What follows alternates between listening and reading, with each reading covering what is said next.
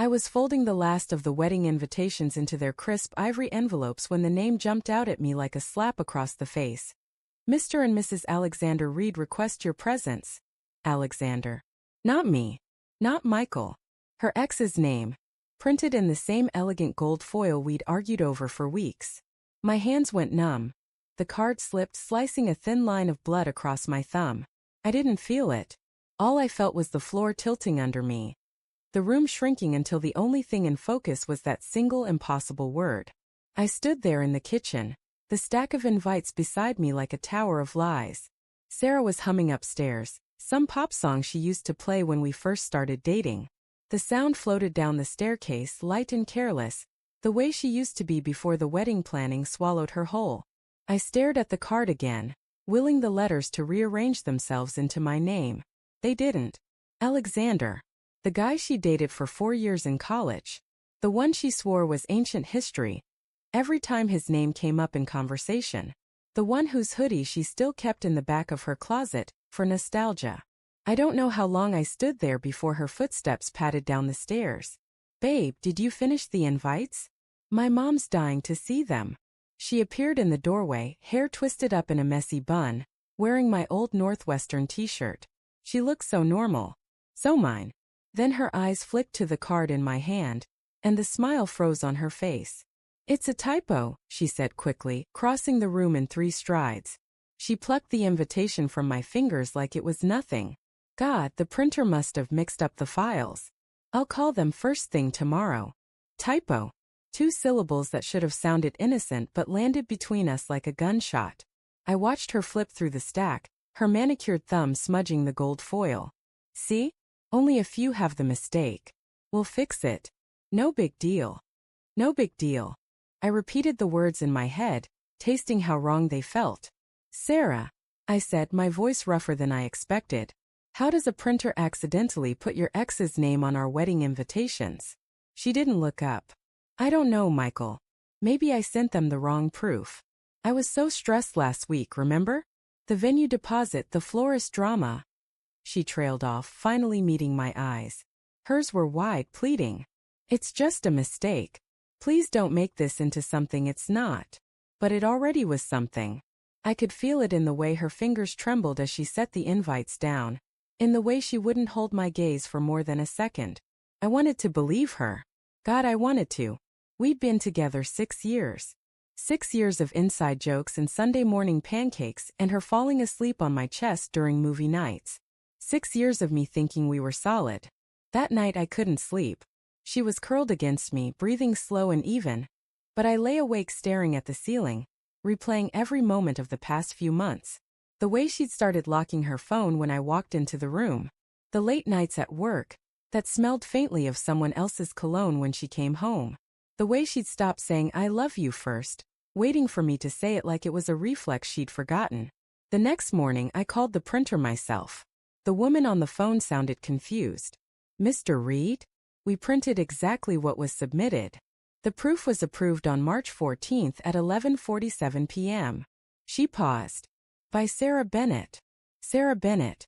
Not Reed. Not yet. The name hit me like cold water. I thanked the woman and hung up, my pulse hammering in my ears. Sarah was in the shower singing off-key. I stared at her phone on the nightstand, screen dark and innocent. My hands shook as I picked it up. The passcode was still our anniversary 0923. The phone opened like a confession. I don't know what I expected to find. Maybe nothing. Maybe a reasonable explanation. Instead, I found everything. Messages. Hundreds of them. Not just texts, voice notes, photos, a shared Spotify playlist titled A&S Forever. The most recent message was from last night, timestamp 2:14 a.m. while I'd been lying awake beside her.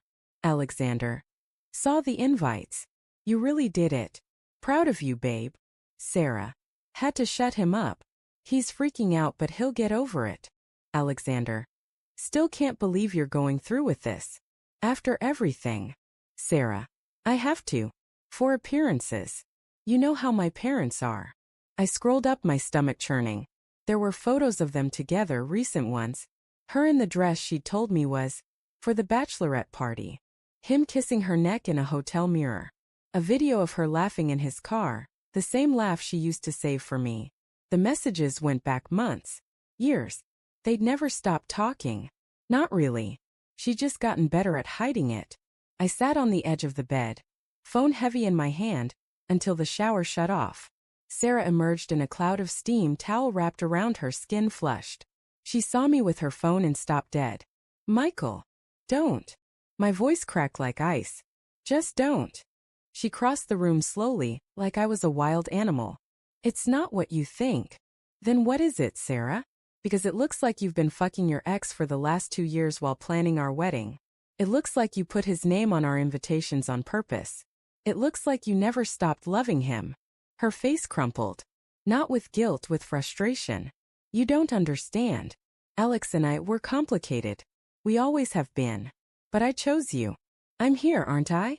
I'm marrying you. You're not marrying me, I said, holding up the invitation. You're marrying the idea of me. The stable guy. The one your parents approve of. The one who doesn't ask questions when you come home late smelling like someone else. That's not fair. Her voice shook. You think I don't love you? I do. I love the life we have. The apartment, the routines, the way you make coffee exactly how I like it. I love all of that. But you don't love me. The words came out flat, final. You love the version of me that lets you keep him on the side. She started crying then. Big messy sobs that should have broken my heart, but only made me tired. I was going to end it. After the wedding. I swear. I needed to know he'd still be there if. If what? If I wasn't enough. I laughed, a sound that hurt coming out. Jesus, Sarah.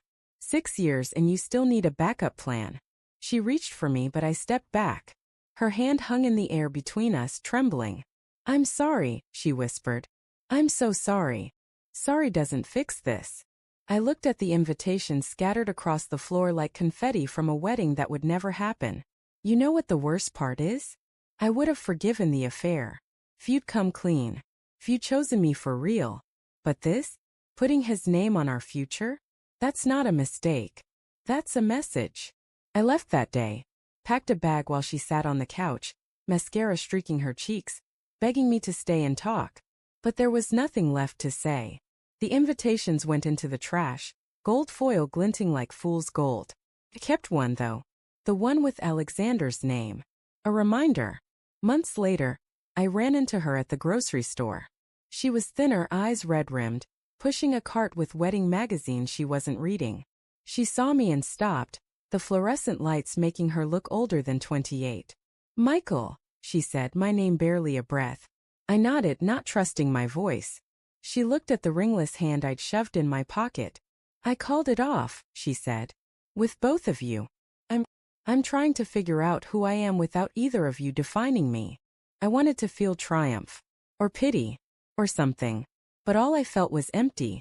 Good luck with that, I said and walked away. Sometimes I still dream about her. Not the Sarah who betrayed me, but the girl who used to dance in our kitchen at 2 a.m., barefoot and laughing, flour on her nose from late-night cookie baking. I wake up reaching for someone who never really existed.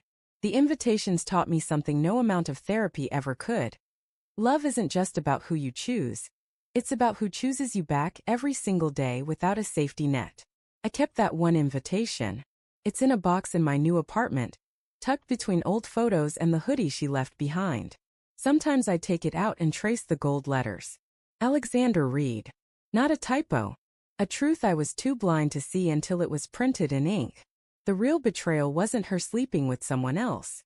It was realizing she'd never stopped sleeping with the idea of him, and I was just the man she settled for in between.